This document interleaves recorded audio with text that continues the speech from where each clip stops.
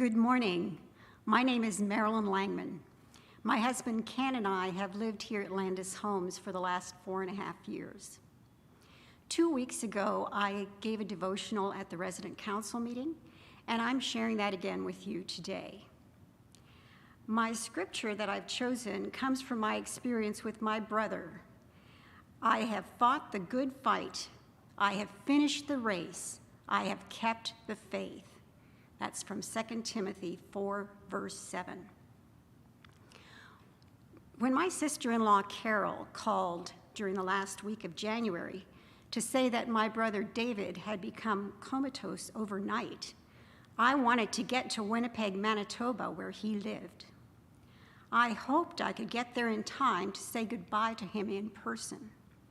He had been diagnosed with Parkinson's when he was in his 50s and had lived with that disease for more than 20 years. In recent months, my contact with him was via FaceTime.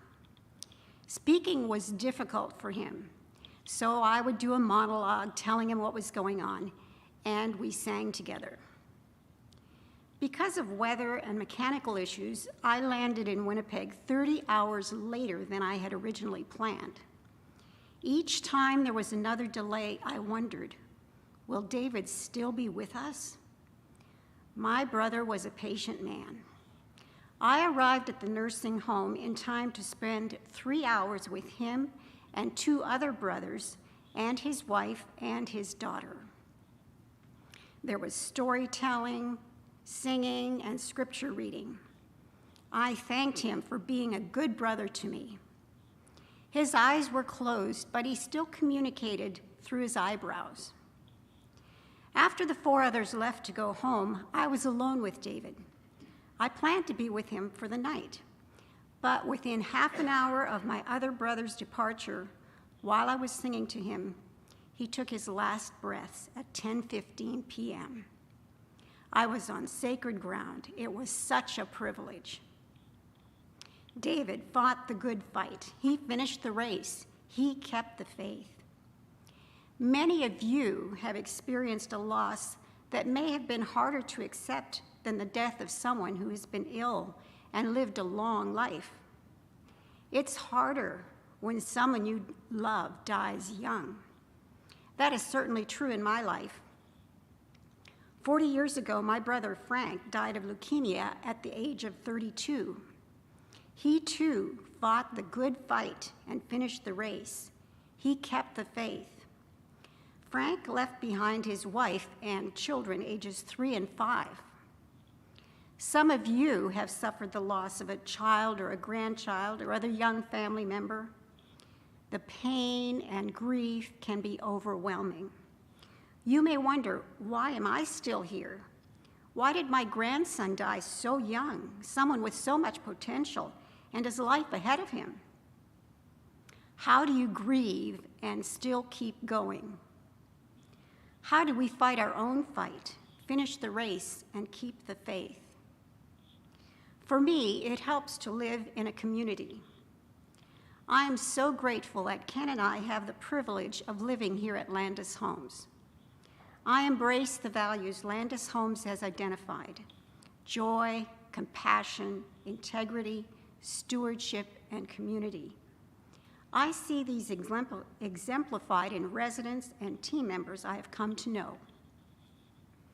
It brings me joy to sing in the women's chorus and to share music in Lancaster House and Lidditz House. It's a joy to welcome residents around our table at our home and get to know their stories. It's a joy to exercise or line dance with others. I see residents taking joy in planting trees, nurturing bees and butterflies, tracking bluebirds, making quilts, crafting things made in the wood shop, and taking advantage of the many opportunities we have here. I see compassion in the way residents are treated. This is evident in healthcare and personal care. My brother Alan commented to me when I was in Winnipeg about the staff who took care of David for more than a year. He said, quote, "If someone gave me $1 million a year to do that work, I couldn't do it. When I see the staff in the hallway, I say thank you," unquote.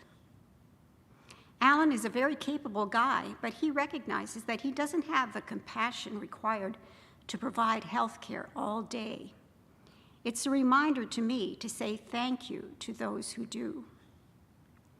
Integrity is exemplified, I believe, in the sincere attempt to honor each other in our relationships. I am excited to learn more about the Courageous Connections Commission. Stewardship is a value I heard about a lot in my years with Mennonite Central Committee.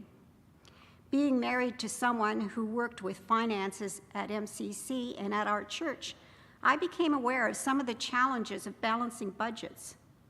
And it's not just how I use my money. How do I use my time and be generous in sharing my gifts? I'm inspired to be a good steward of my health when I see residents who are 10 or 15 years older than I am who make exercising a priority. They are models to me of caring for their bodies.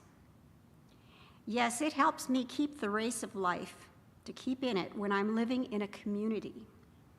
I love to hear about apartment hallways or hybrid home floors where residents look out for each other. Residents meet each other in exercise or pathways classes, or while working as volunteers in the general store, or the mailroom or library, or driving the shuttle. There are so many opportunities to interact now that COVID is not as big a threat as it was. Right now, I have good health.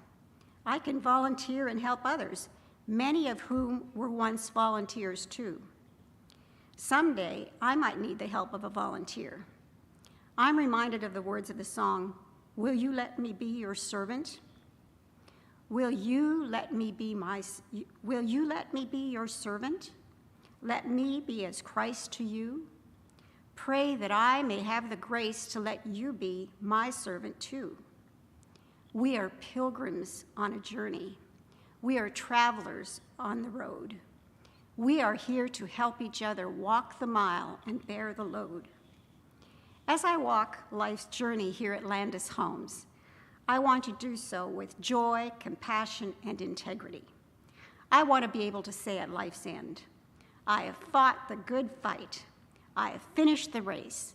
I have kept the faith.